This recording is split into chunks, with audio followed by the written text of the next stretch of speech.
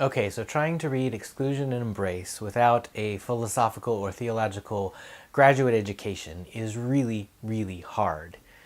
In fact, even if you have that kind of education, reading Exclusion and Embrace is really, really hard. This is not an easy book, but it's got such good stuff in it that I want people to be able to do this. And so what I want to do this week is give kind of a framework or some tips for how you might read this in order to be able to make your way through and get to the stuff that is really worthwhile. Let's give it a shot. If you take away the love of enemy, you have actually unchristianed the Christian faith. All right, you've probably noticed that we are entering into reading this book really, really slowly. Just 3 pages last week, none this week, and then just the introduction next week. And the reason I'm doing that is to try and help us be able to orient ourselves in this world so that as we work our way through, we have a little bit of an easier time reading.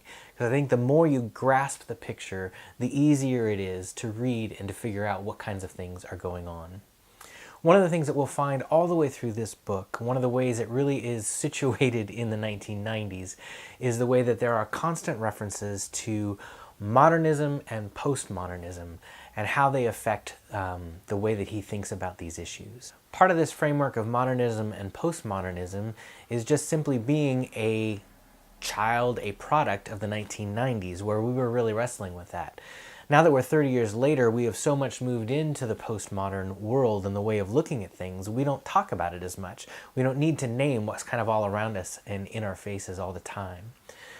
But then we were kind of wrestling with these new ideas and trying to figure out what the implications were. One of the things that I remember that's kind of funny about this is how saturated I was with postmodern ideas. There was this book that came out where they surveyed a bunch of people across the country who were related to Quakers, and we did this thing, we filled out this big long survey and gave these answers, and then it took like a year for them to come out with the book where they published all of the answers that people had given, and they did it anonymously so that you could kind of get an idea of how different people thought of things in Quakerism across the world. And what was hilarious is even a year later, I could point out and find every single one of mine because every answer that I gave had some variation on, well, in the postmodern world that we live in. I was obsessed with it and thinking about it. So that's why the reading that I'm giving this week is really about kind of the basics of postmodernism and modernism. So you can get that idea and have that framework to be able to understand how Volf is treading the water, trying to find a middle ground between it. What he sees are struggles with the way the moderns view the world and struggles with the postmodern responses to that, and trying to carve out in that climate which things are healthy, which things might cause problems, and then how do we work forward from there. So all that is why the reading this week is about postmodernism and modernism. It's to give you just a little bit of a framework of what each of those things, the kind of major emphases that are there, so that as we work through that in the book and you see that coming up, you'll have that sort of groundwork. I'll do a little bit of that in my video, some of the themes that are important, but what I want to start with is Volf's method. How he sort of falls into this pattern of making his argument in each of the chapters, because I think if you get that, it will help you be able to know where you can skim, where you can jump to if you're feeling bogged down and not understanding what's going on. What Volf tends to do is he's writing in these different sections, so where you see a heading in place, you can pretty much guess that he's going to follow a similar pattern. He's going to raise a question at the beginning, and then he's going to address that or answer that with some form of expert, that he's then often going to shoot down or raise questions or bring up holes in that idea from another expert, before he then finally raises his own questions that attack both and give his synthesis. So you can see this pattern happening over and over throughout the sections. So if you find yourself getting stuck, one of the things you can do is just kind of skip to the end of the section and read the last half page or so and see if you can kind of get the idea of what Volf is trying to pull out. Even if you don't get all the specifics of the different experts and arguments that he's interacting with, you can get his main idea. What he's doing is he's taking kind of the best thought partners of the time and using that to guide his own thoughts, to take him deeper and deeper. If you don't get very well at the end of the section what he's trying to say, sometimes you can jump ahead to the first paragraph of the next section, because what he'll sometimes do is summarize what he's been saying before in a really succinct way at the first part of a section before he then just enters into that next question that he's going to wrestle through. Sometimes the thought partners he's engaging with are theologians from different branches of theological backgrounds that he's pitting against each other to get at some kind of synthesis. Often what he's doing is raising first a modern philosopher and how they approach a particular question that he's wrestling with, and then the postmodern critique expert who's going to knock holes in that, and then Volf himself will come along and say, yeah, but there's flaws in that too, and how do we find a synthesis that brings this all together? And I really think that that's a key to understanding how Volf is working. He is not going to pick one expert over the other. He's going to use the experts to get to the heart of the argument or the heart of what the wrestling is with a particular question that he's exploring. And then he's going to try and give his own response to that at the end of each section. Okay, so how do we wrestle with postmodernism and modernism? Basically, if you are my age or older, you grew up with most likely a kind of modern mindset. If you're my age or younger, you probably grew up in a sort of a postmodern mindset, and it's just part of the air you breathe and part of how you think about these different issues. How do we distinguish between the two? Because obviously there are not like hard and fast rules of now I'm a modern and now I'm a postmodern, or that person is modern and this is postmodern, but these ideas underpinning how we approach the world are working their way through everywhere. So how do we distinguish them in order to talk about them? Let's start with modernism, which basically is how the world functioned for hundreds of years, kind of from the Enlightenment moving forward. And the ideas behind that began with Descartes. I think, therefore I am. He sort of wrestled through all this stuff, doubted everything he could, except he couldn't doubt that he existed. And the fact that we exist allows us to explore the world. And in a modern mindset, what is absolutely essential is reality is discovered through the senses, through the five senses of what we can see, taste, touch, feel. That is how we discover what's going on in the world, is through our senses. That's where reality is determined. There's a belief in modernism that there is a rationality to the universe, that there is objective reality outside of our own experience, that it exists and we have to try and figure it out. So the whole task for moderns and the whole way that they approach the world is to say, let's do the scientific method. Let's observe, let's experiment, let's figure it out, because when we do that, we can get to the heart, we can get to the foundations of what is true, and then we can build up from there. We can get to sort of these foundational universal truths, which then can be built upon as we think about the rest of the world. So with the Enlightenment and with the birth of the modern view, what we can see and observe became paramount, because then as we used our scientific method and technology, it could help us understand these foundational truths that then we could build upon to be able to impact and understand our world. And it was a very hopeful philosophy, a very hopeful way of looking in the world, at the world. Everything out there is rationally designed, everything out there makes sense, everything can be discoverable. And what we just have to do is get to the root of things, find what is a root truth, and then build up from there. And if we keep at this, if we keep wrestling with reality, wrestling with discovery, we can build a world in which utopia can come about. So there are these grand narratives that help us understand the world. For Christianity, it's the grand narrative of Scripture, the way that God created the world and worked everything through. For other philosophies, there is this idea that there are universal truths that apply everywhere and to everyone around the world. And that sort of is the basis of the modern world. There are a lot of ways for those of us who are older, who have grown up in the church, we are not aware of the ways that our Christian faith is conditioned by modernism. And we often associate beliefs about Christianity with that modern world and get afraid when those start to get challenged. Postmodernism, people often talk about, came about from the destruction of the 20th century, where utopia was lost. In other words, as people saw the destruction from world wars and from the creation of the atomic bomb, and the way that we had the ability as human beings to destroy each other, we weren't seeing utopia come about. We weren't seeing that hopefulness. So part of postmodernism is a skepticism of how things will move forward. The other thing that happened was just this questioning of some of the roots of modernism, believing that there is more to reality than what we can observe, see, touch, feel, taste with our senses. A reminder that there is more going on than just these things that are observable. It is also the recognition that rather than universal truths that apply everywhere, people started to realize all the ways that truth and meaning are culturally created. Meaning isn't out there separate from reality, but it is always conditioned by the cultures and the communities in which we live.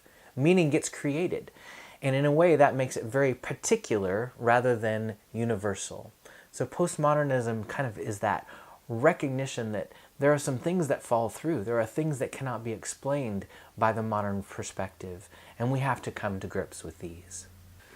So again, I'm not the one who's going to be able to describe everything about modernism and postmodernism, but to sort of get us started, in the modern world, you observe things, you discover with the scientific method, get to the foundations of what is true, and then build up upon those foundations to be able to conquer the world, basically. And the technology and the Industrial Revolution were all fueled by this desire as we discovered more and more about the world. Postmodernism comes along and says, hang on, there's some flaws here. Meaning is not always universal. It gets constructed and is seen differently by different cultures and different communities. So we're talking about much more relative and particular things than universal values. We're also much more in a sense of cynicism, that we're not moving toward this great utopia. In fact, it looks like humanity keeps destroying each other in a lot of ways. And how do we deal with that? So those are some of the basics as we look at modernism and postmodernism. When I started thinking about this, Elaine and I watched a movie a little bit ago, Mr. Holmes, with Ian McKellen, also known as Gandalf, where he played an elderly Holmes who was going through dementia and couldn't remember why it was he left his profession because of his last case. And if you think of Sherlock Holmes and the way that Sherlock Holmes developed, he's very much the prototype of the modern worldview. Sherlock Holmes did what? He used his senses impeccably well to observe, deduce, be able to create a rational picture that would help him solve any mystery, even ones that seemed bizarre or unsolvable to anybody else. Sherlock Holmes could figure it out with observation, experimentation, and rationality. Those were the heart of the modern worldview. This movie from 2015 that Ian McKellen is in comes along and challenges that a little bit. What happens in the movie is we see Mr. Holmes trying to piece together, trying to make his memory work, to understand what this last case was, to be able to understand himself because of that. And we discover throughout the movie that he was hired by this husband to investigate his wife. And the wife, all along, knew that Holmes was observing him, so she was setting him up and making it look like she was having an affair and that she was preparing to murder her husband with this poison. It turns out that Holmes is able to realize that really she is going to kill herself out of pain of the loss of these 2 pregnancies where she had children and was just mourning them that they had not entered into this world. And he confronts her with that evidence, lays it all out there, helps him see the truth, and gets to the climactic scene where she pours the poison out on the ground. Take a look.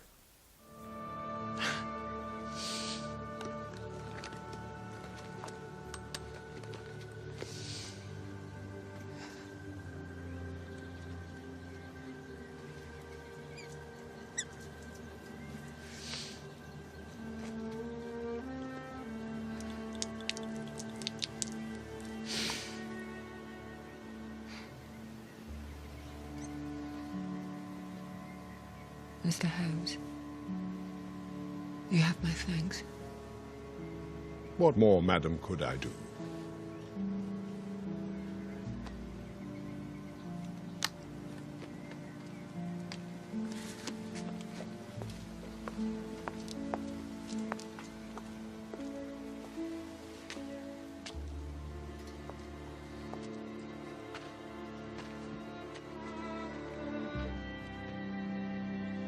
She had poured out the contents of the bottle, and with no malice of forethought, poisoned the innocent witness. If it had been one of John's stories, he would have called it a foreshadowing.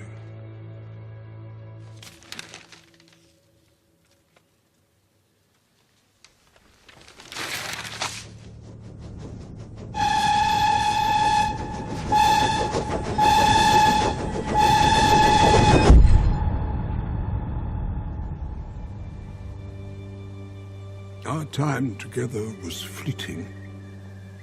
Less than an hour, really.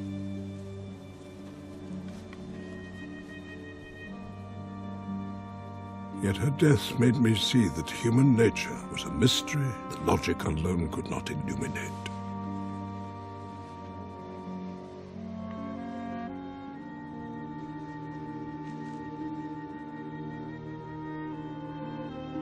I had successfully deduced the facts of her case, but I had failed to grasp their meaning. Never had I felt such an incomprehensible emptiness within myself. Only then did I begin to understand how utterly alone I was in the world. So in so many ways, this little clip from this movie is a perfect explanation of the difference as the postmoderns confront the modern world. Holmes got all the facts right, got her to pour it out, but he didn't understand the full meaning behind all of what she was wrestling with. And she still went through with killing herself. And that haunted him, that broke him, that caused him to give everything up and go escape into retirement and not solve cases any longer, because he realized rationality and deduction does not get to full meaning. And so perhaps that is a good example for you as you move forward to think about the differences between modernism and postmodernism. That there's more beyond just the facts and what we can observe. That there is meaning that is constructed, sometimes by communities, sometimes by individuals, that we have to try to wrestle to understand in order to make sense of the world. And even the fact that it ends, not hopefully, with the woman still killing herself, gets us to the place of the despair of postmodernism as it looks at the world around us. And there is right reason, there's a logical and rational reason sometimes when you look at our world to have despair, when you see all the difficulties that are going on. So I wanted to give that simple picture as you kind of enter into these assignments. For those of you who are Star Trek people, maybe another explanation is Star Trek Next Generation, Ultimate Modern View, Star Trek Deep Space Nine, Postmodern View. Something like that just to have in your brain as you're wrestling through these ideas. So what are the assignments for this week? What are the things to tackle? Choose at least two of the following. I've got a couple of links that will be in Google Classroom, or I'll put them at the bottom of this YouTube video, and you can email me if you have other questions. For one, Encyclopedia Britannica has kind of just a simple overview of postmodernism in contrast with modernism. That might be a really kind of straightforward way for you to look at it and wrestle through some things. You might want to choose that one. There's another link that I have that's a more thorough overview that still is pretty readable, although it looks hideously ugly. It looks like the old web pages from the early 2000s, on a site called Philosopher Kings. And so you can follow that link and read that one if you want as a choice to kind of wrestle through some of these issues. I also found a link from a couple of articles written by a woman named Mann Riggs from Artios Christian College. I don't particularly love the way that she makes the applications in this 4-part series for how Christians ought to respond to this, but the two that I've chosen for you are just kind of her overviews of what modern perspective is about and what postmodern perspective is about, and those are some helpful things I think to read if you'd like to choose those.